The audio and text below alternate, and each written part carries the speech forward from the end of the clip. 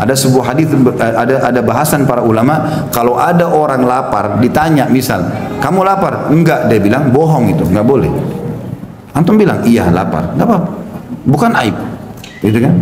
Tapi kita tidak minta apa-apa. Mau saya hidangkan makan? Ya sudah, silahkan, enggak apa-apa. Orang muslim zahirnya yang kelihatan sama dalamnya sama. Enggak ada samar-samar bagi seorang muslim. Halal jelas, haram jelas. Suka atau enggak suka, clear. Hadis pada pagi ini saya bacakan terlebih dahulu hadis nomor 100. Imam Bukhari berkata rahimahullah, Al-Hakam ibn Nafi' mengabarkan kepada kami, ia berkata, Syuaib mengabarkan kepada kami dari Az-Zuhri, ia berkata, akhbarana Sa'id ibn Musayyib atau Sa'id ibn Musayyib, anna Abu Hurairah radhiyallahu anhu qala, sami'tu Rasulullah sallallahu alaihi wasallam yaqul, ja'alallahu azza wa jalla rahmata mi'ata juz'in فأمسك عنده 99 وأنزل في الأرض جزءا واحدا فمن ذلك الجزء يتراحم الخلق حتى ترفع الفرس حافرها عن ولدها خشية أن تصيبه. Sa'id bin Musayyib rahimahullah mengabarkan kepada kami bahwasanya Abu Hurairah radhiyallahu anhu berkata, Rasulullah SAW bersabda, Allah telah menciptakan rahmat itu atau kasih sayang 100 bagian. Lalu yang 99 ditahan atau dipegang olehnya atau di sisinya. Allah subhanahu wa ta'ala belum memberikan kepada kita. 99-nya masih disimpan di sisinya. Sedangkan satu bagian diturunkan di bumi. Lalu dari satu bagian itulah makhluk saling mencintai hingga kuda yang mengangkat kakinya dari anaknya karena khawatir mengenainya atau menginjaknya. Hadis ini teman-teman sekalian memberikan gambaran kepada kita tentang luasnya rahmat Allah.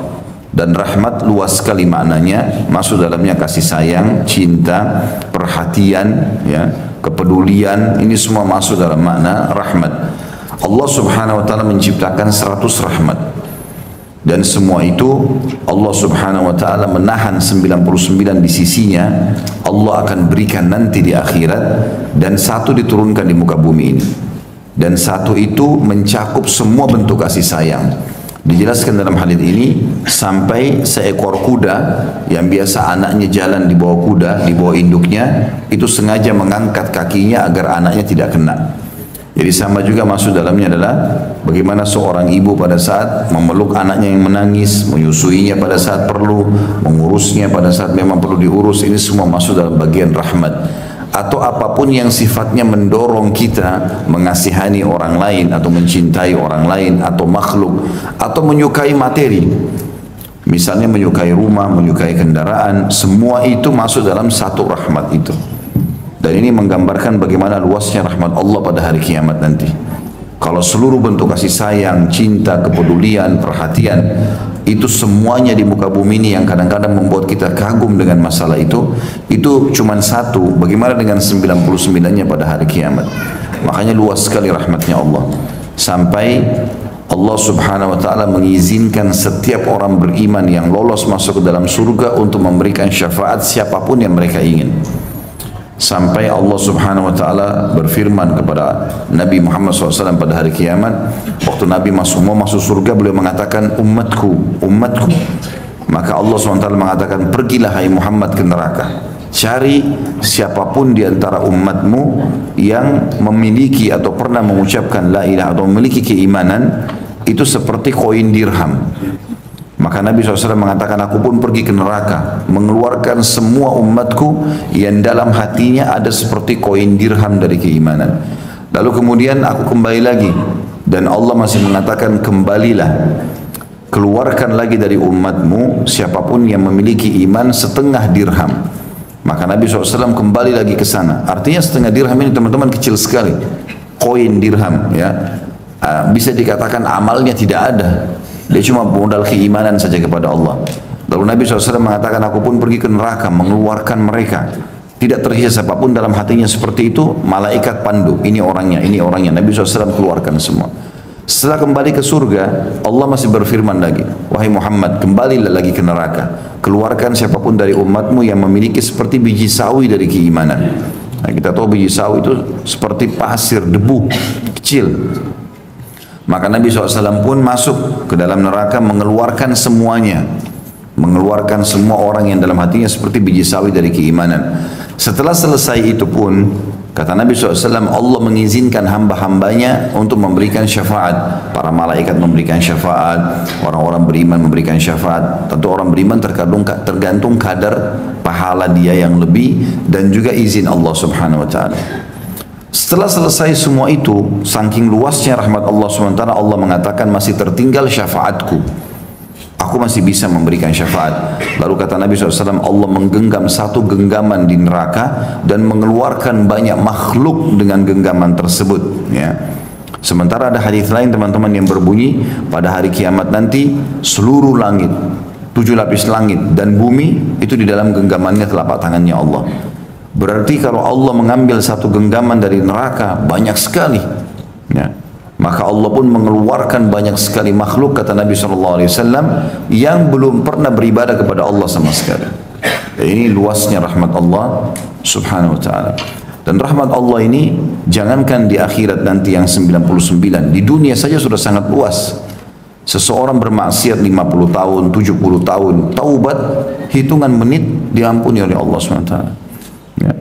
Kita berbuat maksiat kepada Allah, jarang berzikir, jarang bersyukur, Allah kasih makanan, Allah kasih minuman, Allah kasih pakaian, kita bisa menghirup oksigen, kita bisa menggunakan air, bahkan ahli maksiat pun melakukan itu. Sampai dikatakan oleh Nabi SAW, tidak ada yang lebih sabar dari Allah.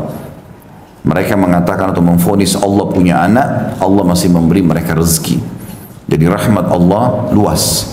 Dalam sebuah hadis lain dikatakan, inna rahmatullahi qad ghalabat ghadabuh. Rahmatnya Allah, cinta dan kasih sayangnya Allah telah mengalahkan emosinya atau kemurkahannya. Maka Allah Subhanahu Wa Taala tidak ingin siapapun di antara kita tersesat, masuk neraka. Ya, Allah mau menyelamatkan kita, cuman kitanya yang tidak mau. Di dalam riwayat Bukhari yang lain dijelaskan bahwasanya sempat Nabi SAW melihat seorang ibu yang lagi mau menyusui anaknya atau lagi menyusui anaknya. Kemudian Nabi SAW berkata kepada para sahabat, kalau seandainya kita bakar api, lalu kita minta ibu tersebut lempar anaknya di api, kira-kira dia mau lempar gak?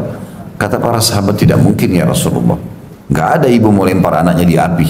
Bahkan kebanyakan ibu kalau memang masih normal dalam fitrahnya atau di atas fitrahnya, dia mati lebih dulu baru anaknya gitu. Ya. Maka kata Nabi SAW, ya, ketahuilah demi zat yang jiwaku dalam genggamannya, Allah Tuhan kalian lebih sayang kepada kalian daripada ibu itu kepada anaknya. Allah Subhanahu Wa Taala sangat sayang dengan kita.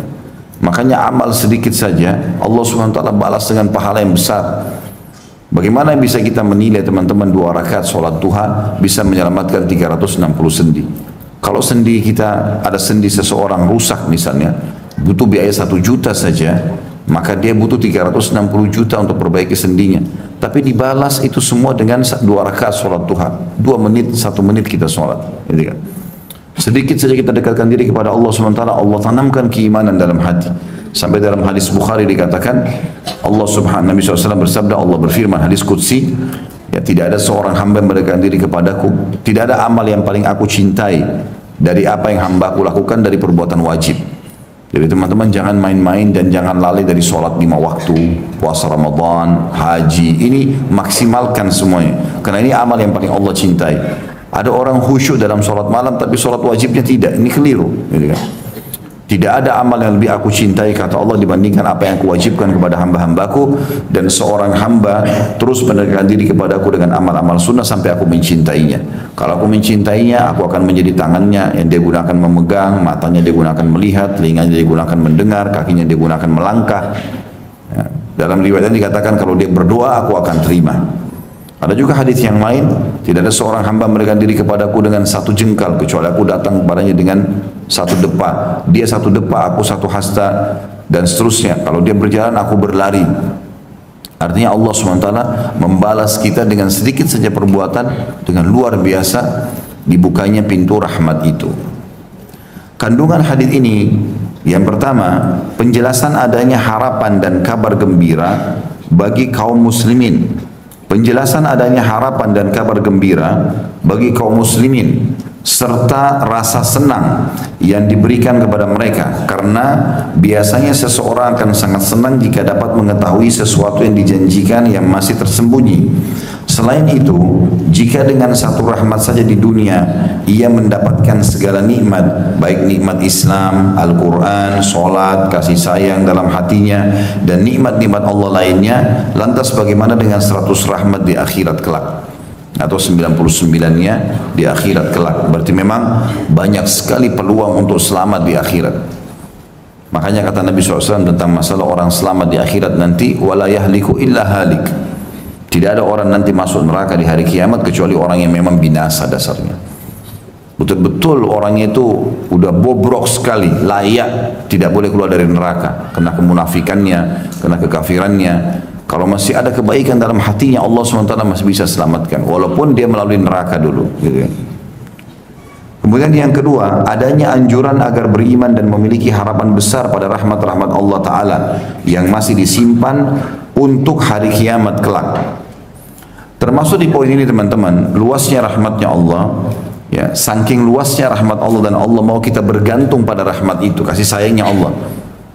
Maka masuk dalam kategori dosa besar kalau orang justru sangka buruk sama Allah dan putus asa dari rahmat, menganggap Allah tidak akan ampuni, Allah tidak akan berikan rezeki. Ini semua dosa besar. Imam Az-Zahabi rahimahullah masukkan dalam kategori dosa-dosa besar adalah putus asa dari rahmat Allah. Jadi tidak boleh sama sekali. Kita selalu optimis, Allah akan maafkan, Allah akan berikan, ya. Selalu tidak boleh kita putus asa dari rahmat Allah. Kalau kita malah sangka buruk dengan Allah, kita akan diberikan sesuai dengan prasangka kita. Sebesar apapun dosa yang kita pernah lakukan, Allah masih bisa maafkan. Tentu akan berbeda derajatnya antara orang yang sibuk dari masa balik ibadah sampai dia meninggal dunia dengan orang yang penuh dengan maksiat kemudian bertaubat. Orang yang sibuk dengan amal saleh sudah 50 tahun puasa Senin Kamis misalnya, sudah 50 tahun sholat malam, dengan orang yang baru 2-3 tahun sholat malam. Betul dia taubat misalnya dari dosa-dosanya, tapi beda derajatnya nanti di surga. Tetapi rahmat Allah luas, orang ini pun yang baru taubat Allah kasih. Dan sangat luas, tidak bisa ketemu teman-teman amal soleh kita dengan apa yang akan kita dapatkan nanti di surga. Nggak ada lagi masa tua, nggak ada masa anak-anak, nggak ada capek, nggak ada letih, nggak ada gangguan orang, nggak ada penyakit. Kata Nabi SAW, bahkan tidak ada buang air besar, tidak ada buang air kecil. Makanan dan minuman yang dikonsumsi oleh ahli surga yang tidak dibutuhkan oleh tubuh mereka akan keluar dalam bentuk keringat, itu pun lebih wangi dari kasturi. Tidak bisa ketemu dengan ibadah yang sedikit yang kita kerjakan. Belum tidak khusyuknya, belum riaknya, belum perhitungan dalam sedekah, belum segala macam hal. Tapi kalau ini ya semuanya diliputi dengan rahmat Allah SWT, maka jadi mudah. Makanya hadis ini adalah berita gembira bagi orang-orang beriman karena rahmat Allah luas, ya. Sampai orang-orang yang seperti Fir'aun mengaku Tuhan, Allah masih berkata kepada Musa dan Harun, idhaba ila fir'auna wa qula lahu qawlan layyinan la'allahu yatadhakkar aw yakhsha. Kalian berdua pergi ke Fir'aun dan coba ucapkan kalimat layyin. Orang Arab itu menggunakan istilah layyin teman-teman, kalau seperti roti lembut sekali atau kalau kain lembut sekali, ya, baru digunakan bahasa layyin. Atau mungkin ada kue yang cair, nah biasanya juga menggunakan bahasa itu. Allah SWT mengatakan kepada Musa dan Harun, padahal Fir'aun ini sudah bangka, ngaku Tuhan. Tidak ada dosa lebih besar daripada itu, nantang Allah SWT. Bahkan waktu Musa AS datang, dia masih mengatakan kepada Haman, tangan kanannya, coba bangunkan bagi aku istana yang tinggi, supaya aku bisa lihat Tuhannya Musa. Musa mengatakan Tuhannya di langit, saya mau lihat Tuhannya Musa. Dia suruh prajuritnya buat bangunan tinggi. Ternyata zaman dulu kan tidak ada lift, ya. Dia jalan naik tangga capek sendiri. Nah, Fir'aunnya. Tapi Allah SWT masih berkata kepada Musa dan Harun, pergilah kau berdua kepada Fir'aun, wa qula lahu qawlan layyina, ucapkan kepadanya kalimat yang layyin. Layyin itu tadi lembut sekali, santun, diingatkan, ya. Siapa tahu dia mau sadar atau dia menerima nasihat. Jadi Allah SWT rahmatnya luas sekali, tidak boleh putus asa. Tentu teman-teman jangan juga kita akan mengatakan rahmat Allah luas berarti kalau gitu saya leluasa maksiat aja. Bukan itu yang dimaksud, ya. Karena saya sudah bilang tadi perbedaannya beda. Beda sekali antara orang yang sibuk dengan ibadah selama 50 tahun dengan orang yang 30 tahun dosa lalu 3 tahun baru taubat. Ini juga bagus diterima taubatnya, tapi ini lebih banyak amalnya. Karena jeda-jeda waktu di mana si fulan tadi, si B misalnya bermaksiat, ini penuh dengan amal soleh kan. Maka ini tentu lebih mulia di sisi Allah SWT. Tetapi rahmat Allah masuk kepada orang yang sudah berbuat dosa, kemudian dia mau bertobat. Itu Allah SWT akan berikan kesempatan dia untuk bertaubat. Yang ketiga, kandungan hadisnya adalah rahmat merupakan salah satu sifat agung Allah. Sifat ini ditetapkan dalam Alkitab, As-Sunnah dan Ijma' umat. Ada ayat itu dalam surah Az-Zumar. Ya. Ayat 50-an, 53 tuh, seingat saya, surah Az-Zumar surah nomor 39. Ini ayat yang paling luar biasa, kita bisa bergantung pada rahmat Allah dengan ayat ini. A'udzubillahi minasyaitonirrajim. Qul ya ibadiyalladzina asrafu ala anfusihim la taqnatu min rahmatillah. Innallaha yaghfiru dzunuba jami'a. Katakanlah hai Muhammad kepada hamba-hambaku yang sudah melampaui batas. Di mata manusia ini sudah kriminal, tidak bisa lagi dibahas. Katakan pada mereka jangan putus asa dari rahmat Allah, sungguhnya Allah menerima taubat hamba-hambanya. Baik, kita lanjutkan selanjutnya di bab nomor 55. Wasiat Jibril tentang tetangga. Jadi sekarang kita sudah tutup bahasan tentang masalah rahmat dan ini cuma diangkat Imam Bukhari dengan sebuah hadis saja.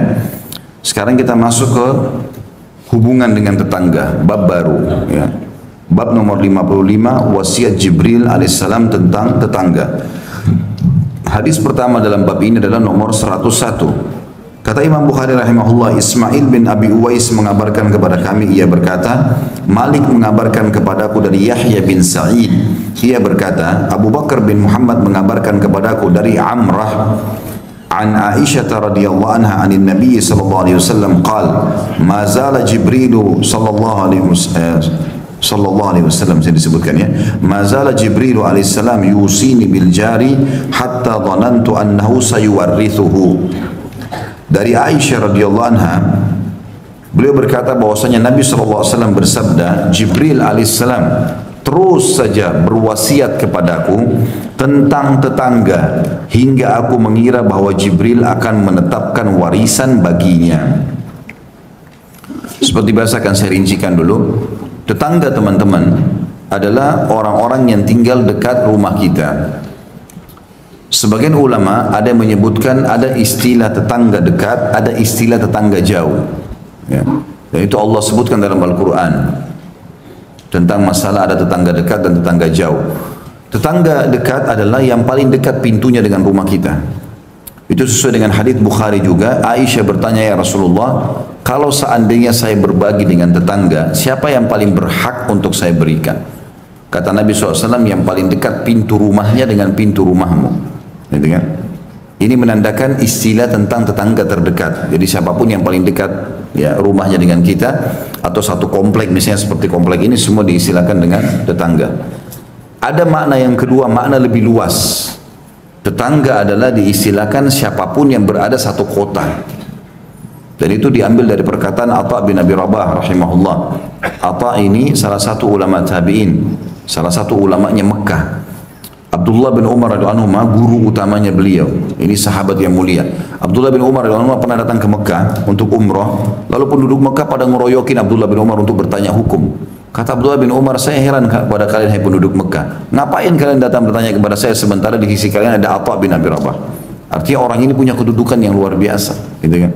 Sampai-sampai Abdullah bin Umar memujinya, mengatakan tidak usah tanya saya, tanya aja dia, sudah cukup. Padahal dia tabi'in, ini sahabat, gitu kan?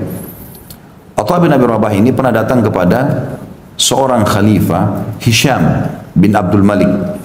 Jadi dia naik keledai, datang jauh-jauh dari Mekah menuju ke negeri Syam. Kalau sekarang saja naik pesawat cukup jauh. Kalau dari Jeddah menuju ke negeri Syam 3 jam, 2 jam, 3 jam naik pesawat. Zaman dulu itu orang perjalanan Mekah negeri Syam sebulan dengan kuda tercepat. Kalau naik keledai itu bisa 2 bulan. Lambat sekali.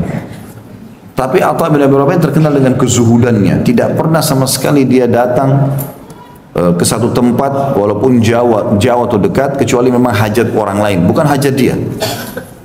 Datanglah dia ke istananya khalifah. Begitu dia tiba, ada bersamaan kereta kencana datang, orang kaya raya.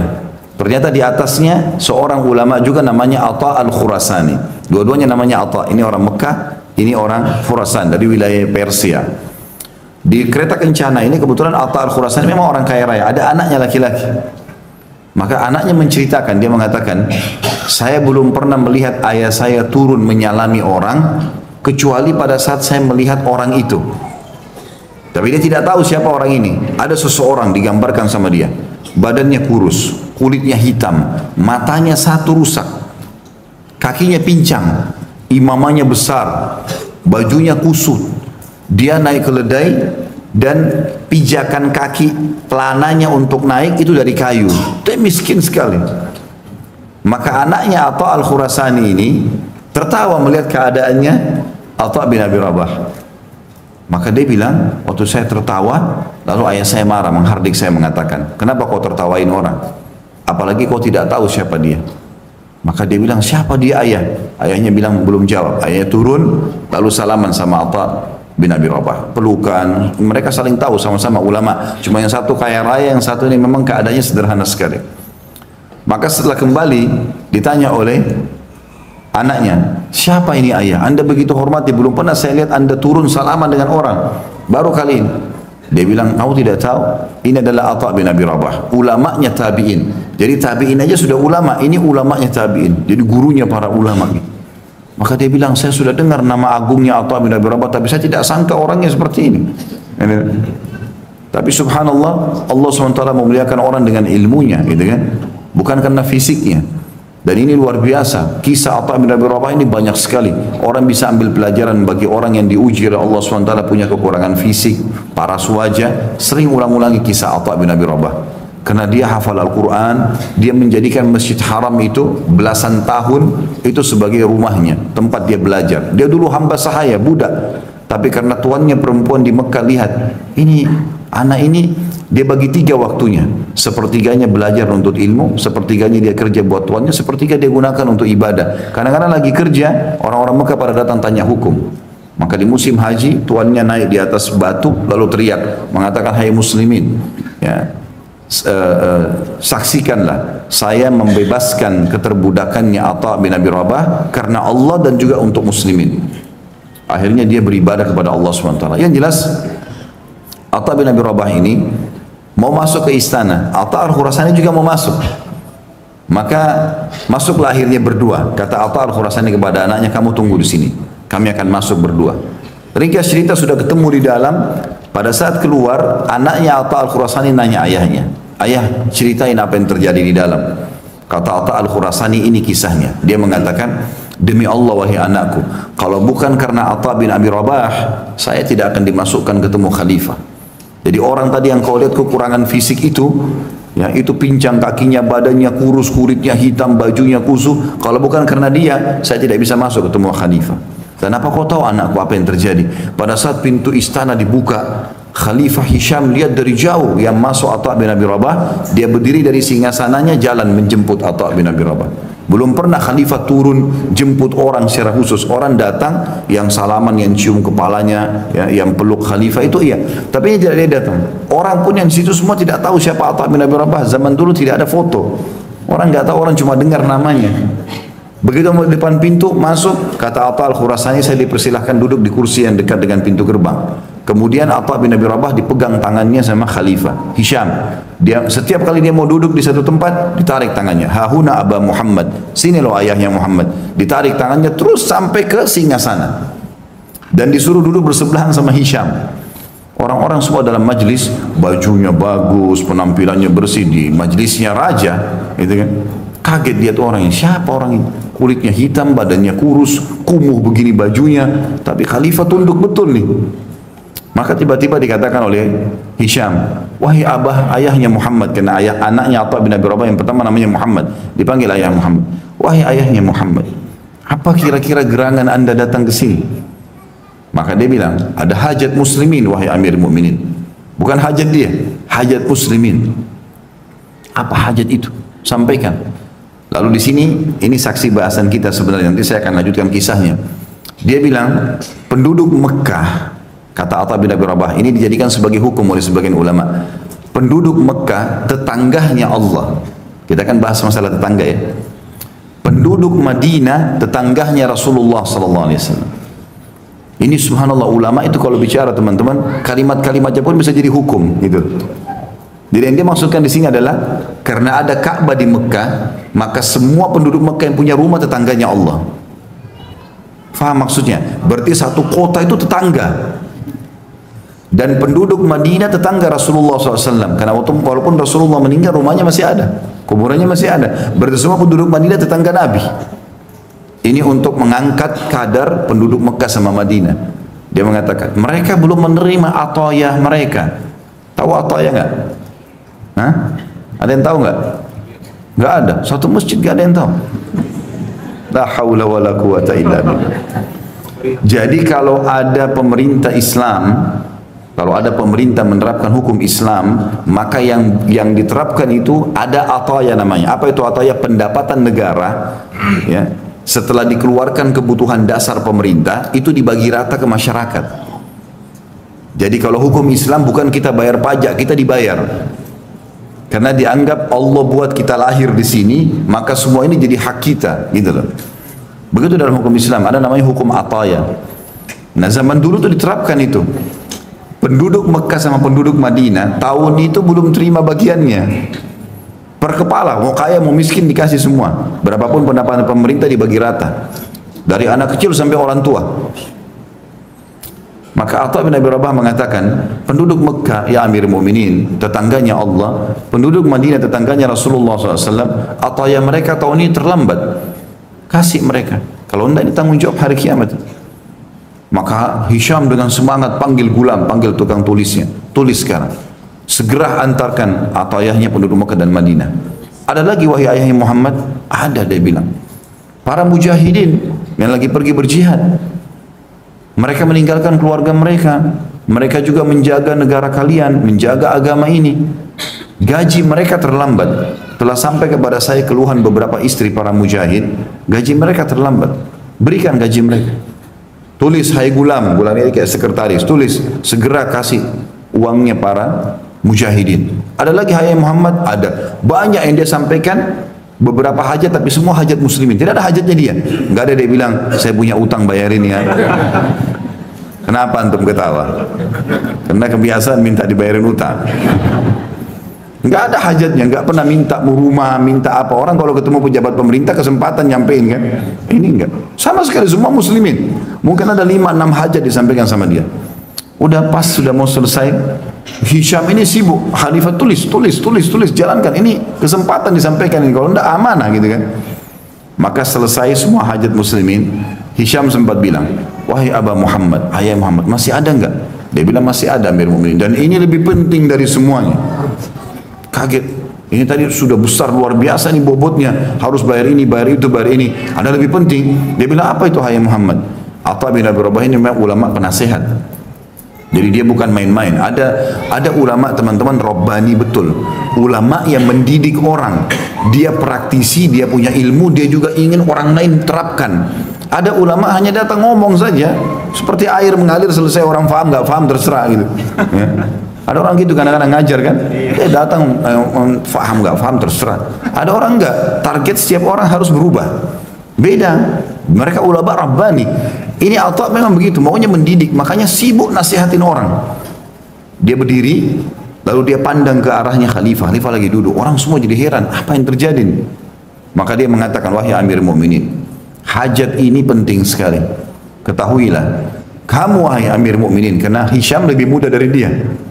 Dia bilang, kamu wahai Amir Mu'minin, telah lahir di muka bumi ini sendirian. Kamu juga beramal sekarang, baik atau buruk sendirian. Kamu nanti kalau mati sendirian. Kamu akan dibangkitkan sendirian. Kamu akan dihisap oleh Allah sendirian. Maka hati-hati.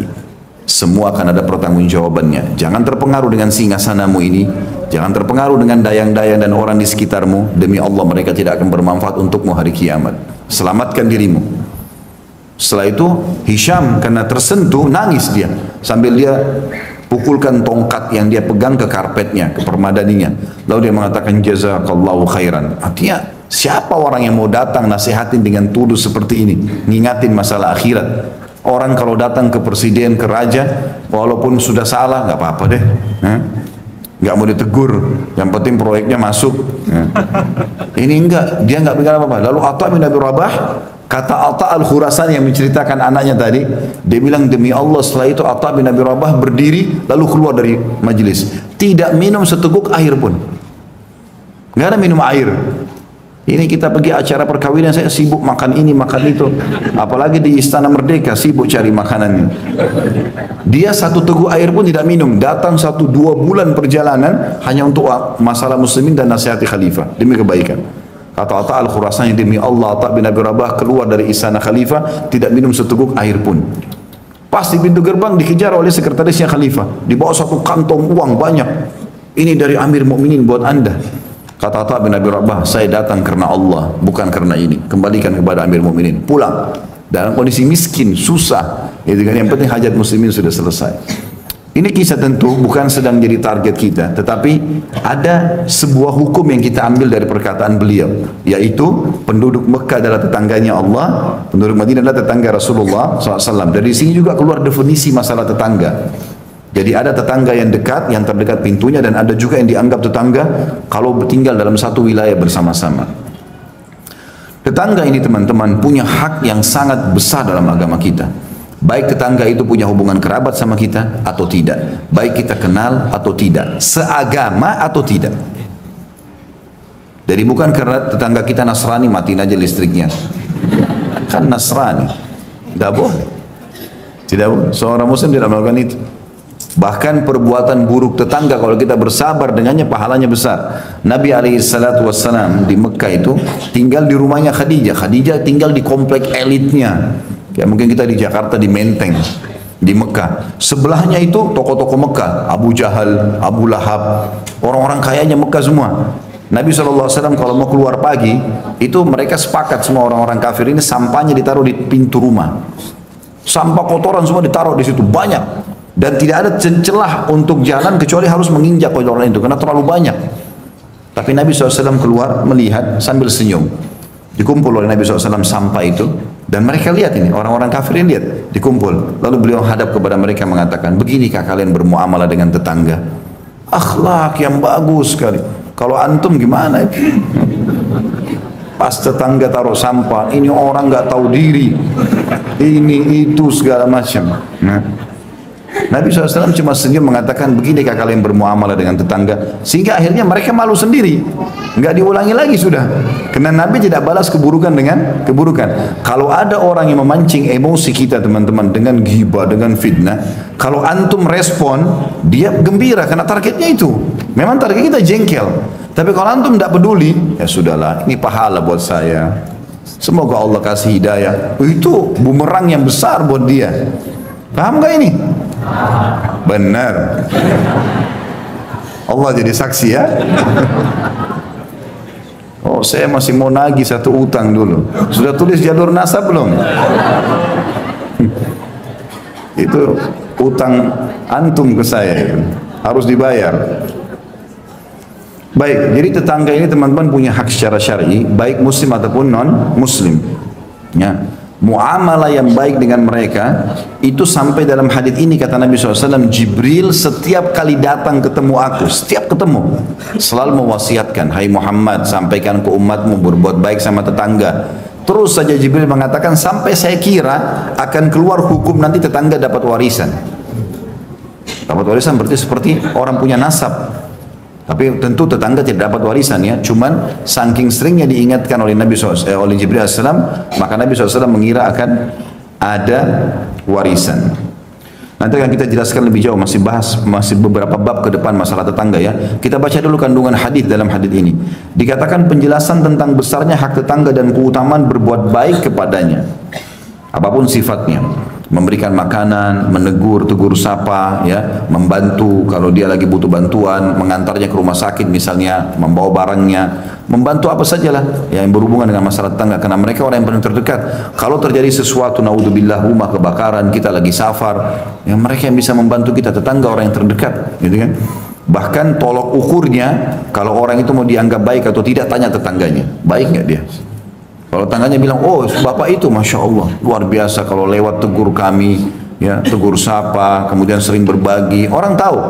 Tapi kalau begitu, bagaimana fulan? Wah, parah pokoknya. Lewat aja nggak pernah salam, nggak pernah berbagi. Kalau kita kirimin makanan kembali piring kosong. Kenapa ketawa? Tahu diri. Kalau dikasih sesuatu sama tetangga, balikin piring juga ada isinya. Ini terima selalu ada isinya, kembali kosong terus. Kemudian yang kedua, boleh berharap besar untuk mendapatkan kemurahan hati jika mendapatkan banyak nikmat, ya. Artinya teman-teman, termasuk bentuk syukur kepada Allah SWT kalau kita punya nikmat, kita berbagi. Dan orang-orang yang terdekat punya hak itu, termasuk tetangga. Baik itu makanan, pakaian, apa saja. Ya, kita mengirim kepada tetangga. Bahkan ada sebuah kaidah syar'i penting. Ya, dalam masalah fikih, al-jaru ahaqqu bisaqabati jari. Tetangga lebih berhak terhadap penawaran tetangganya. Jadi kalau dalam hukum agama, kalau bapak ibu mau jual rumah, mau jual mobil, tetangga dulu ditawarin. Saking pentingnya hak mereka. Kalau mereka sudah tidak mau, baru antum tawarkan ke orang lain. Tetangga dulu. Saya mau jual rumah saya, mau beli nggak? Kiri kanan, depan ditanya. Saya mau jual mobil, mau jual motor. Kalau mereka sudah tidak mau, baru antum tawarkan ke orang lain. Dengan niat menerapkan hukum syariat, dapat pahala itu. Saking besarnya hak mereka, sampai mereka yang kita tawarkan terlebih dahulu. Dan termasuk teman-teman cara di poin kedua ini, cara untuk mempertahankan nikmat. Setiap kali antum mendapatkan nikmat, kalau mau selalu, ya, grafiknya itu naik terus nikmat itu, maka ingat di setiap nikmat itu ada haknya Allah Subhanahu Wa Taala. Keluarkan di jalan Allah, ya. Keluarkan jalan Allah, berapapun nilainya. Misal Allah Subhanahu Wa Taala berikan kepada kita handphone baru, mau bagus beli handphone lagi yang lain, kasih juga orang susah. Walaupun nilainya mungkin belum bisa mencapai sama. Kita beli baju sebagai tanda syukur, kita berikan juga baju kepada orang yang baru. Kita makan di restoran enak, beli porsi yang sama, kasih juga kepada orang susah. Kasih tukang parkir, kasih orang susah. Porsi yang sama. Itu nanti grafik nikmatnya selalu naik, nggak akan turun. Yang jadi masalah sering grafik nikmat kita turun, drop, bangkrut usaha, ya, apalah macam-macam cobaan datang karena setiap ada nikmat kita nggak pernah memberikan jatah di jalan Allah dari nikmat itu. Ada sebuah hadis Bukhari teman-teman, disebutkan oleh Nabi SAW, ada dua orang di zaman dulu sebelum kita, ya, dari kisah Bani Israel, dua-duanya orang saleh nih. Kebetulan kebunnya bersebelahan, kebun mereka bersebelahan. Maka Nabi SAW mengatakan, yang punya kebun yang pertama itu melihat lagi musim kemarau nih, peceklik, panas. Orang-orang petani tahu dan pekebun tahu kalau butuh air banyak. Maka lewat di atas kebunnya dia awan, dan dari awan itu keluar suara, kata Nabi SAW. Ini hadis Bukhari. Suara itu terdengar oleh pemilik kebun yang pertama. Dia mengatakan, atau suara itu mengatakan, awan ini bawalah ke kebunnya si fulan, tetangganya dia, dan turunkan air buat kebunnya. Lalu awan itu jalan, dilihat sama dia, jalan terus turun hujan di sebelah. Dia punya kebun di sebelahnya, gak kena hujan. Maka dia pun pergi ke sebelah, diikutin sama dia. Dilihat hujan lebat di tetangganya. Dia tanya, apa yang kau lakukan dengan kebunmu? Sampai tadi saya dengar suara dari awan ini, hujan disuruh turunkan di kebunmu, yang lain tidak kena hujan, cuma dia saja. Maka dia mengatakan rahasianya. Mau dengar gak? Kamis depan aja.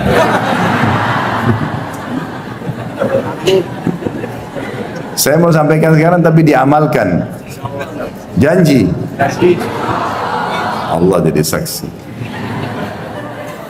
Karena ilmu kalau cuma didengar percuma kalau tidak diamalkan. Maka dia mengatakan, hasil kebunku aku bagi 3. Bukan modalnya ya, hasilnya saja. Hasil panen kebunku aku bagi 3. Sepertiganya, yang paling pertama disebutkan, aku sedekahkan. Jadi kalau teman-teman terima gaji 2 juta, siap nggak sepertiganya kasih dulu orang miskin? Terlalu besar Ustaz. 10% aja susah. Dipotong saja untuk sedekah 2,5% susah gitu. Apalagi mau sepertiga. Sepertiganya paling pertama saya sedekahkan dulu. Langsung di jalan Allah. Sepertiganya saya kembalikan ke modal usaha saya, sepertiganya saya pakai untuk biaya keluarga saya. Karena dia bagi 3 begitu, dia tahu semua nikmat, ada hak Allah situ berapapun yang dia bisa keluarkan, maka Allah SWT berikan hujan di waktu musim peceklik. Dan ini grafiknya teman-teman, ini rahasianya grafiknya naik. Yang saya heran ini, kita udah tahu teori syar'i, sedekah itu resep kekayaan. Kenapa masih belum diamalkan? Kadang-kadang kita heran dengan orang tidak mau bersedekah dan masih negosiasi sama syaitan. Tidak boleh negosiasi sama syaitan. Ada orang miskin minta, kayaknya itu anak pinjaman. Dia masih kuat tuh, ya. Dia masih kuat, pura-pura kali. Ya. Apalah, kira-kira apa lagi bisikannya coba? Yang biasa digoda syaitan mana? Yang lucu kita iyakan, oh iya kayaknya. Padahal syaitan targetnya supaya waktu itu tidak dicatat amal sedekahnya. A'udzubillahi minasyaitonirrajim. Kalau kita sudah buka dompet mau keluarin duit nih, ada 5.000, ada 50.000, ada 100.000. Syaitan bilang 5.000 aja. Jangan, tidak boleh negosiasi. Ambil 100.000 kasih. Mulai sekarang belajar teman-teman. Yang belum pernah sedekah dengan jumlah tertentu yang dia masih mampu, coba sedekah dengan jumlah itu. Misal, antum selama ini 2.000 terus, ya. Ternyata pendapatnya bisa, antum bisa keluarin 20.000. Coba sekarang dengan 20.000. Bisa 100.000, belum pernah dicoba, coba 100.000. Belum pernah 1 juta, coba 1 juta. Yang kaya raya 100 juta, coba nilai yang belum pernah. Nanti datang juga yang besar. Makin besar kita berikan, ya. Kalau makin besar keran kita buka di jalan Allah, Allah akan berikan limpahan rahmatnya yang luas. Ini resep sederhana ini. Sa'ad bin Ubadah radhiyallahu anhu, sahabat Nabi, itu melimpah hasil panen kebunnya teman-teman, sepanjang tahun tidak pernah berhenti kurmanya, sampai kaya raya melimpah-limpah. Ternyata kata kuncinya satu, tiap hari dia panggil anaknya yang paling tua namanya Qais. Terkenal dia sama anaknya, ini orang yang karam, mulia sekali. Dia bilang sama anaknya, nak, bantu ayah habisin uang ini sedekah. Bantu ayah habisin uang ini sedekah. Silakan kau kasih siapa saja, yang penting jalan Allah. Tiap hari ayah sama anak ini ambil dari hasil penjualan kurma, bagi-bagi, buka pintunya. Setiap hari ada orang naik di atas rumahnya teriak, wahai penduduk Madinah, siapa yang mau butuh, kalau kita kayak sembako sekarang, siapa yang butuh kebutuhan pokoknya silakan ambil. Minyak saminnya, gandumnya, kurma, ambil silakan, berapa saja, nggak dibatasi. Jadi tiap hari itu rumahnya terbuka, antri orang ambil semua makanan, tiap hari, nggak pernah habis. Bahkan ini mendatangkan berkah ke kebun, dia tidak pernah putus buahnya sepanjang tahun. Pohon-pohon kurma setahun sekali kurma panen, tapi ini subhanallah sepanjang tahun berbuah terus dan melimpah terus. Orang kadang-kadang tidak berpikir efek itunya. Orang berpikir seperti kapitalis, saya ngeluarin kurang 1 juta, saya keluarin 250.000, berarti uang saya sisa 750. Itu hitungan kapitalis itu. Hitungan Islam tidak begitu. Itu kita keluarin 250.000, ya, misalnya dari 1 juta masih ada 750.000. Sebenarnya ini 250.000 ini sudah berlipat ganda minimal 10 kali lipat. Itu sudah 2,5 juta. Karena Allah janjikan setiap amal saleh dipergandakan menjadi 10 kali lipat. Dalam Al-Quran Allah bilang itu. A'udzubillahi minasyaitonir innal hasanati yudhibna sayyi'at. Sesungguhnya amal baik itu, man ja'a bil hasanati falahu asyru amsalihha. Itu ayatnya. Siapa yang berbuat satu kebaikan, Allah akan balas 10 kali lipat. Sampai pernah satu kali datang keuntungan 80.000 dirham. Mahal, banyak sekali uang ini. Ya, miliaran kalau kita uang Indonesia. Yang sekarang uang kita. Di zaman datang, lalu Sa'ad bilang sama anaknya, kita apain duit ini? Apa ini maksudnya kita habisin? Bagaimana caranya ini? Supaya cepat habis, jangan nginep. Hari ini harus habis. Kata anaknya, ayah kita buka aja pintu utang. Baik, teriak di atas rumah. Siapa penduduk Madinah yang butuh utang datang saja. Datanglah orang, ambil 5.000, ambil 3.000. Lalu mereka sepakat. Jatuh tempo kapan? Akhir bulan. Baik, dibiarin dulu dalam akhir bulan dalam bentuk utang. Lalu anak sama ayah sepakat. Begitu mereka datang akhir bulan, katakan sudah tidak ada utang kalian. Jadi begitu datang, kami mau bayar. Udah, sudah lunas, kami tidak terima uang kami lagi. Ada nggak yang begitu? Kok ketawa lagi? Berarti banyak sekali cambuknya hari ini. Ini 10.000 aja ditagih, kau punya utang. 10.000 sudah matanya belalak marah-marah. Luar biasa. Maka begitu polanya, luar biasa gitu. Pernah satu kali, Qais ini, dia lihat gudangnya ayahnya lagi penuh. Ayahnya lagi nggak ada, diambil sama dia. Naik di unta banyak, keliling Madinah. Siapa yang butuh ambil saja, siapa yang butuh ambil saja. Iklan begitu. Abu Bakar sama Umar lewat. Ini Qais ini kalau kita biarkan habis harta ayahnya nih. Ini kata Abu Bakar sama Umar ini, mertua Nabi yang siapa tidak kenal namanya gitu loh. Ahli surga di jalan surga, bilang begitu. Rupanya sampai berita itu kepada Sa'ad, ayahnya. Lalu Sa'ad datang di depannya Abu Bakar sama Umar dan banyak orang. Dia mengatakan, wahai penduduk Madinah, siapa yang mau menolong saya melawan Abu Bakar sama Umar? Karena dia telah mengajar anak saya untuk pelit. Padahal Abu Bakar sama Umar niatnya baik. Ini tadi ayahnya belum ada, diambil semua isi gudang, taruh di kuda, di unta, terus dibagi-bagiin. Siapa yang mau ambil, pokoknya ambil. Maka Abu Bakar sama Umar bilang, ini anak habisin hartanya orang tuanya nih kalau begini. Orang tuanya masih nggak ada keluar, gitu kan? Maka ayahnya malah marah kepada Abu Bakar sama Umar. Wahai penduduk Madinah, sampai mau tolong saya lawan Abu Bakar sama Umar nih, ngajarin anak saya pelit. Ada nggak orang tua begitu sekarang? Anaknya bawa kertas infak sekolah, ibu ayah infak sekolah, anti aja nak. Infak 5.000, 10.000, tidak mau, bakhil. Bagaimana mau kaya ini? Pelitnya luar biasa. Ini tidak boleh ada ini. Mau diterapin nggak resepnya nih? Coba panitia masjid sebentar lihat sunduk ya. Bertambah nggak? Kalau enggak berarti bohong. Ini lewat sunduk 2.000. Minta sama Allah kesehatan, keturunan, selamat dari surga, selamat masuk surga, selamat dari neraka. 2.000. Bagaimana bisa? Wahai muslimin yang bakhil, ini penyakit jiwa, nggak boleh bakhil. Begitu kata Nabi SAW itu. Ada sahabat datang, orang-orang Badui, lalu ditanya oleh Nabi SAW, siapa pemimpin kalian? Disebut namanya, si Fulan. Kata Nabi SAW, bagaimana dia? Ya Rasulullah berwibawa, tapi bakhil. Perhitungan sekali, kepala suku tapi perhitungan, tidak loyal sama warganya gitu. Lalu kata Nabi SAW, penyakit apa yang lebih berat daripada bukhul? Penyakit jiwa itu. Bakhil, ada orang bakhil sama dirinya sendiri. Kopiahnya sudah sobek nggak diganti. Mau kena 2 tahun, kotor nggak dicuci. Kenapa ini? Sejadah robek-robek, kenapa? Masjid dekat rumah rusak, nggak ada andilnya sama sekali. Dirinya sendiri dia bakhil. Ada orang begitu, pergi umroh mampu, cari travel yang paling murah, biar jauh dari Masjid Haram. Kenapa? Diri sendiri bakhil. Kalau belum beli bisnis kelas, pakai hotel bintang 5, bayar, Allah ganti. Allah ganti, sudah ibadahnya enak, hotel bintang 5, busnya bagus, bisnis kelas diganti lagi lipat-lipat. Kenapa bakhil? Benar nggak ini? Allah jadi saksi loh. Saya udah sampaikan. Ilmu harus diterapkan. Jadi resep sederhana ini harus diamalkan. Nikmat kalau mau grafiknya naik, sering bersedekah. Ini resep luar biasa ini. Para sahabat dengar kisah-kisahnya di YouTube. Di YouTube itu sudah banyak ceramah saya tentang Abdurrahman bin Auf, Abu Bakar radhiyallahu anhum ajma'in, kemudian Sa'ad bin Abi Waqqas dan banyak yang lain. Kaya raya. Kata kuncinya satu, sedekah. Sedekah terus. Tidak ada hari kemudian mereka bersedekah. Itu selalu dikerjakan. Maka ini harus poin. Dan beda teman-teman orang yang bersedekah. Orang yang bersedekah dengan cara dia yang mencari sumber orang yang mau menerima sedekah, dengan dia menunggu siapa yang minta sedekah. Kalau antum nunggu seperti di komplek ini misalnya, dijaga security segala macam, nggak ada orang miskin masuk. Misal contoh, kapan antum sedekah? Keluar pun sudah langsung masuk tol. Kapan mau sedekah kalau nunggu orang? Ya? Maaf ini yang tinggal di komplek ini, saya tidak bermaksud apa-apa. Bicara secara umum, gitu kan? Karena memang kalau kita mau tunggu orang datang baru kita sedekah. Kalau seminggu nggak ada datang, berarti seminggu aku tuh nggak sedekah.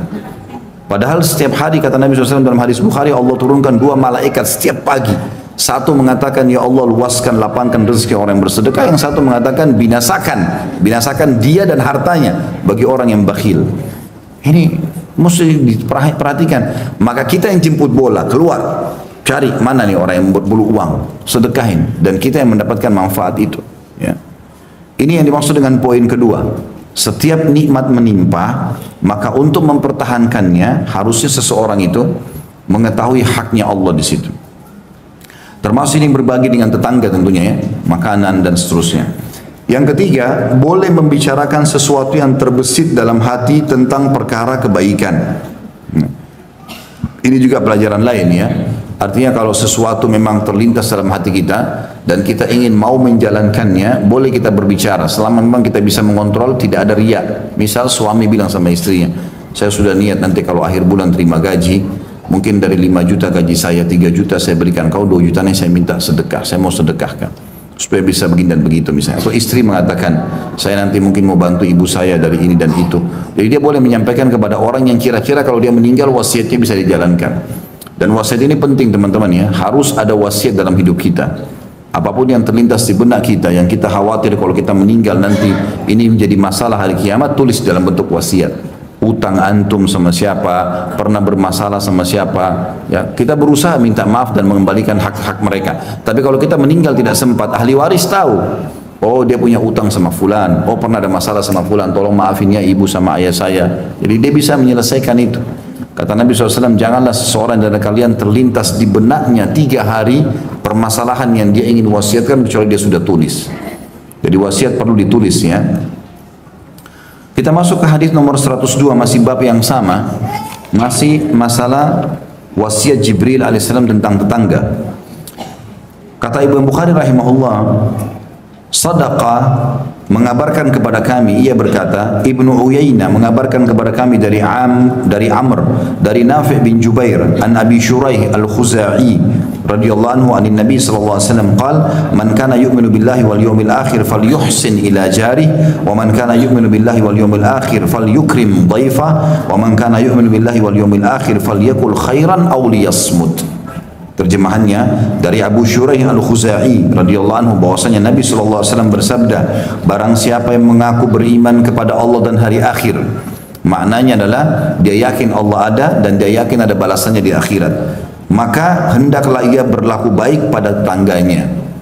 Ya, nanti kita jelaskan ini. Kemudian yang kedua, barang siapa yang beriman kepada Allah dan hari akhir, maka hendaklah ia memuliakan tamunya. Dan barang siapa yang beriman kepada Allah hari akhir, maka berkatalah yang baik atau hendaklah ia diam.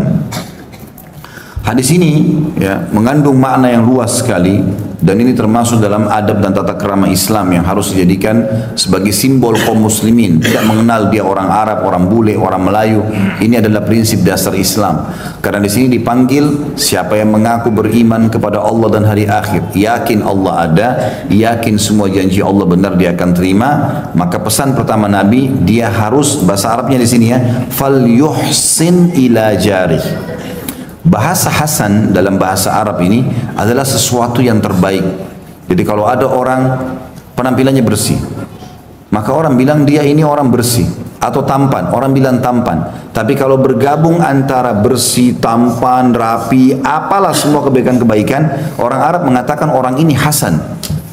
Bahasa itu hasan namanya. Betul-betul dari semua sisi berarti bagus, gitu ya. Itu yang dimaksud. Di sini teman-teman kata Nabi SAW, siapa yang mengaku beriman kepada Allah hari akhir, falyuhsin ila jari. Dia harus buat yang sesempurna mungkin buat tetangganya. Apa saja di sini? Tutur kata kah, tatapan mata kah, jamahan tangan kah, bantuan, apa saja. Semuanya harus yang terbaik. Itu yang dimaksud dengan ihsan. Dan kita sudah tahu istilah ihsan dalam agama kita adalah sesuatu yang tertinggi dalam ibadah kepada Allah Subhanahu wa taala. Tentu ulama banyak merincikan masalah ihsan ini ya, yang mereka rincikan yang adalah tutur kata pada saat yang santun pada saat bertemu, sabar pada saat diganggu oleh tetangganya, kemudian dia membantu memperbaiki apa sajalah ya, yang berhubungan dengan kebutuhan tetangganya dia penuhi. Ini semua masuk dalam masalah pembuat baik ini. Kemudian yang kedua, barang siapa yang mengaku beriman kepada Allah dan hari akhir, maka dia harus menghormati tamunya. Ini juga kalimat ikram ya, di sini digunakan fal yukrim dhaifa. Orang Arab juga menggunakan kalimat karam ini ada susunannya. Kalau ada orang teman-teman, kalau ada orang minta dikasih sama dia, orang itu dikatakan orang baik. Orang Arab pun mengatakan orang baik istilahnya. Tapi kalau ada orang dia suka memberi walaupun tidak diminta, maka ini namanya orang karim. Beda. Salah satu sifat Allah SWT akramul akramin. Maknanya walaupun tidak minta memberi, gitu loh. Ada orang begitu. Dia silaturahim dengan keluarganya walaupun anak-anak kecil tidak minta dikasih sama dia.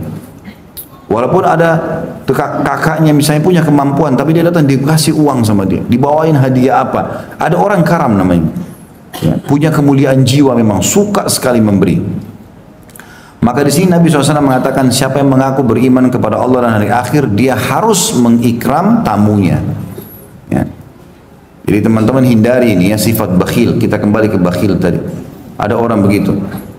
Tetangga bel atau ada orang bel pagar dari depan pintu. Kenapa? Dari depan pagar. Ya akhi dan ukhti, bukain orang pagar dulu. Silahkan masuk. Dan termasuk adab menerima tamu dalam masalah ikram adalah tidak menanyakan kenapa dia datang. Jangan tanya kenapa datang. Baru buka pintu, iya kenapa? Silahkan masuk. Silahkan duduk. Tugas kita mengikram. Ikram itu memberikan makan, memberikan minum. Pokoknya apa sajalah. Kalau dia tidak cerita apa-apa ya sudah, berarti dia cuma mau datang. Ya kan? Kalau dia punya hajat pasti dia akan bilang. Sudah biarkan saja. Sampai dia bilang baru kita jawab hajatnya. Itu termasuk adabnya. Termasuk adab dalam tamu adalah jangan tanya mau minum apa. Panas atau dingin. Tidak usah, keluarkan semua. Kalau mau karam, mau orang mulia, dia nggak tanya. Dia langsung buatin teh, panas, juga dikasih keluar minuman dingin. Biar tamunya yang pilih. Kalau sekarang tamunya malu, mau minum apa panas atau dingin, terserah aja. Padahal sebenarnya dia lagi meriang, butuh minuman panas. Nah? Atau dia lagi haus, butuh minuman dingin, cuma dia malu bilang, yang dingin aja. Ada juga orang Masya Allah tidak malu, tinggal bilang, ya saya mau dingin, saya mau panas. Tapi ini adab, ada orang subhanallah punya tata krama, dia nggak mau bilang. Termasuk juga adab orang yang jadi tamu adalah, tentu dia tidak rewel, dia tidak mengatakan, keluarin buat saya minuman dingin ya. Enggak. Termasuk adab dari dua pihak memang begitu. Tapi kita sebagai pemilik rumah tidak usah tanya. Tugas kita ikram. Ikram adalah memuliakan. Tempat dudukkan di tempat yang benar, berikan makan, minuman, apa saja kita sajikan buat dia. Terserah dia mau pilih apa. Gitu kan? Ada orang subhanallah saking karamnya, sampai-sampai dia terakhir sekali baru makan. Dan itu ada hadis yang berbunyi ya. Termasuk adab pemilik rumah adalah dia yang terakhir makan. Dibiarin tamu semua makan. Ini begitu ada makanan enak dia nomor satu antri. Makanannya numpuk seperti gunung. Takut tetangganya habisin atau tamunya habisin. Sampai-sampai saking ikram tamu ini dimuliakan dalam Islam teman-teman. Abdullah bin Mubarak rahimahullah, salah satu ulama tabi'in. Beliau itu sering puasa Senin Kamis. Satu waktu pernah kedatangan banyak tamu pas hari puasa. Dihidangkanlah sama dia, tetap dia hidangkan. Dia nggak bilang, saya puasa ya. Enggak, dihidangkan sama dia makanan yang mewah-mewah. Tamu-tamunya tahu adab, mereka juga tidak mau memulai sebelum tuan rumah. Maka semua pada nunggu. Abdullah bin Mubarak bilang, silakan makan. Kami nunggu anda. Abdullah bin Mubarak tidak mau bilang, saya lagi puasa. Diambil sama dia, dicuil sama dia, roti gandumnya, ditaruh daging sedikit, dia masukkan di mulutnya. Lalu dia mengatakan, ayo silakan. Orang lihat dia sudah makan, ya sudah orang makan semua kan. Baru dia sibukkan diri seakan-akan lagi sibuk tamu. Ayo saya lagi sibuk dulu ya, urus ini. Dia ke belakang rumah dibuang makanan itu. Yang penting tamunya sudah makan. Begitu. Kalau antum kan kesempatan ada tamu. Telan aja sekali. Kan boleh Ustaz, batalin puasa sunnah karena tamu. Mana dalilnya akhi? Kisah Salman sama Abu Darda. Salman sama Abu Darda ini ada kisahnya. Salman ini Al-Farisi pernah bertamu ke rumahnya Abu Darda. Begitu tiba depan rumah, dia lihat Ummu Darda lagi bersih-bersihin rumah, bajunya khusus sekali. Penampilannya seperti orang tidak merawat diri. Maka Salman tanya, kenapa Ummu Darda ini? Maksudnya hukum agama kok harus bersih di rumahmu segala macam, kenapa gini? Dia bilang, saudaramu Abu Darda nggak ada hajat lagi sama wanita. Malam hari, mulai habis Isya sampai subuh sholat malam. Pagi puasa tiap hari. Kalau puasa juga istrinya nggak bisa dekat-dekat. Nggak ada hajat ini. Nggak ada waktu untuk lihat saya cengkerama ngobrol, nggak ada. Kata Salman, di mana suamimu? Kata Darda, di masjid. Ada riwayat lain menjelaskan juga, waktu Salman lagi nanya, Abu Darda muncul. Oh, ini saudara saya nih. Dia langsung masuk ke rumah, dihidangkan makan. Rupanya ini lagi puasa. Yang lagi puasa Abu Darda, karena setiap hari puasa kan istrinya bilang, malam hari selalu sholat tahajud. Maka yang terjadi, Abu Darda langsung suruh silakan masuk Salman, dihidangkan makanan. Dia bilang makanlah, karena saya lagi puasa, kata Abu Darda. Salman sudah dengar keluhannya istrinya tadi, Abu Darda kan. Kalau ini ya saudaramu nggak punya hajat dengan wanita, dia nggak pernah perhatian saya lagi, nggak butuh apa saya, untuk apa dandan, untuk apa bersih-bersih, toh dia nggak sentuh saya gitu. Maka kata Salman, saya tidak akan makan sampai kau ikut makan. Kenapa? Karena kau lagi puasa sunnah, menghormati tamu wajib. Ya. Tapi kasusnya kenapa? Abu Darda setiap hari puasa, dan Abu Darda tidak memberikan hak istrinya. Itu loh kasusnya. Ini pas hari Senin, ayo makan yuk. Ayo, kan diajak. Atau dia bilang sama temannya, kalau kau paksa sih saya buka puasa. Gimana modelnya ini? Ya? Jadi kasus Salman dan Abu Darda ada. Dan ini jangan selalu jadikan dalil untuk batalin puasa ini. Maka akhirnya Salman, Abu Darda makan, karena hormati tamu kan. Malam hari Salman minta nginap di rumahnya, Ini Abu Darda ini setiap habis pulang dari masjid, habis sholat isya dengan Nabi SAW, dia pulang ke rumahnya, ganti baju, masuk kamar, keluar ke ruang tamu, langsung sholat. Dari itu sampai subuh, nggak berhenti sholat. Jadi malam itu kan kalau dalam Islam dibagi 3 ya, makanya ada istilah sepertiga malam terakhir ya.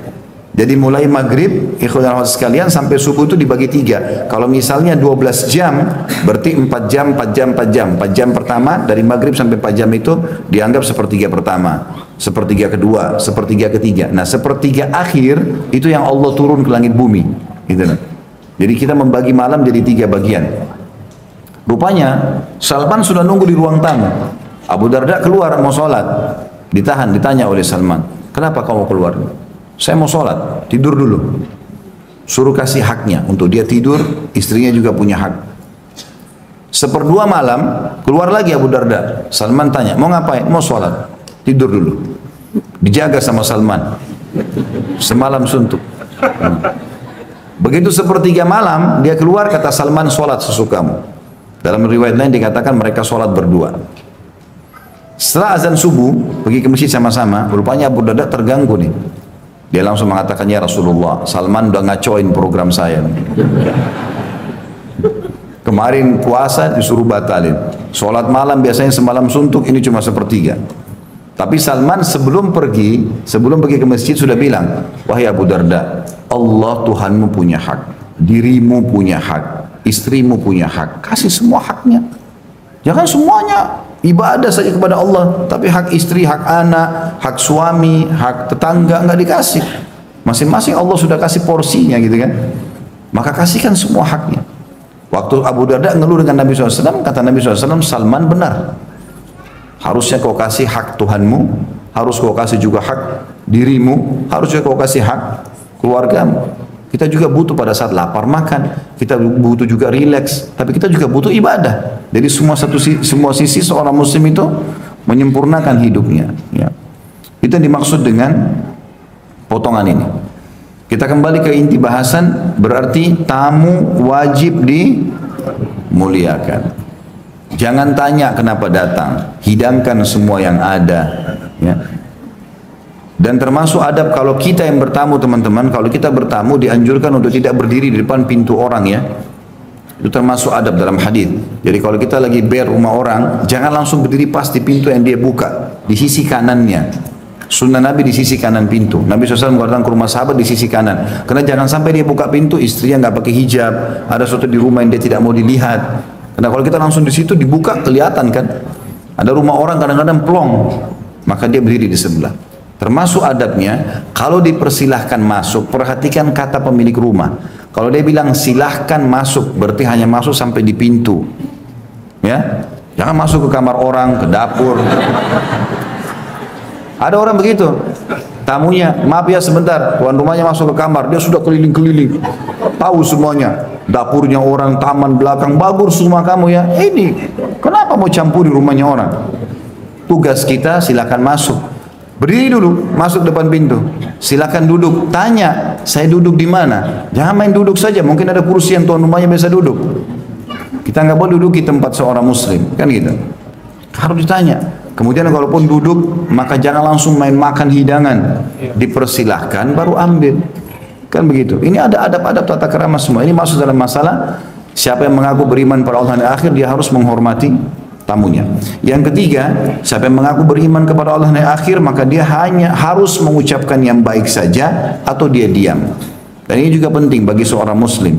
Bapak Ibu sekalian harus mulai sekarang programkan. Masa lalu sudah selesai urusannya. Itu kalau salah kita bertobat, kalau benar kita bersyukur. Saya bahas siang ini, pagi ini sampai ke depan, sampai ajal kita datang. Teman-teman sekalian, yang terucapkan dari lisan seorang muslim harus emas, bobotnya besar, bernilai pahala. Kalau omong kosong, diam, tidak usah. Ya. Saya tahu kisah Syekh bin Baz rahimahullah, ulama Saudi, itu kalau beliau terima teleponnya orang, sambil dengarin keluhannya orang itu sambil berzikir. Nggak ada waktu kosong buat dia. Nanti kalau sudah selesai orang itu tanya, baru dia ngomong. Jadi cuma ada zikir atau dia menasihati orang lain. Isinya semua berbobot. Ada orang kadang-kadang berteman sudah 20 tahun, ceritanya sudah itu terus diulang-ulangi. Temannya sudah bengkak telinganya, faham masalahnya. Dulu saya waktu SD begini, orang semua sudah tahu. Untuk apa diulang-ulangin ini? Saya kadang-kadang kalau dulu sama istri saya, ada cerita begini, saya udah 7 kali dengar nih. Cerita yang lain, apa gitu.